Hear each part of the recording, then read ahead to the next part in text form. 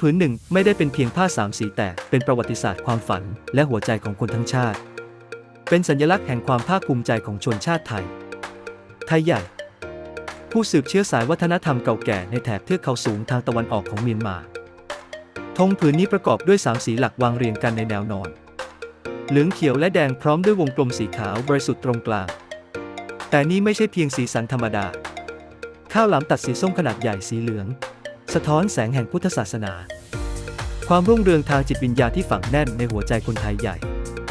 สีเขียวแทนความอุดมสมบูรณ์ของผืนดินที่ซึ่งผู้คนดำรงชีวิตด้วยความผูกพันกับธรรมชาติสีแดงคือสายเลือดแห่งความกล้าหาญการต่อสู้และการเสียสละเพื่อรักษาอัตลักษณ์ของตนวงกลมสีขาวขนาดกลางวงกลมสีขาวตรงกลางคือสัญลักษณ์ของความบริสุทธิ์ความเป็นหนึ่งเดียวและความหวังของไทยใหญ่ที่จะมีสันติภาพและอิสรภาพอย่างแท้จริงวันนี้ธงไทยใหญ่ยังคงโบกสะบัดในหัวใจของลูกหลานเป็นสัญลักษณ์ที่เตือนให้จำว่าอัตลักษณ์และศรัทธานั้นไม่มีวันจางหายเพราะตราบใดที่ธงยังโบกสะบัดความหวังของประชาชนยังมีอยู่เสมอธงชาติไทยใหญ่ศักดิ์ศรีของแผ่นดินศรัทธาของประชาชน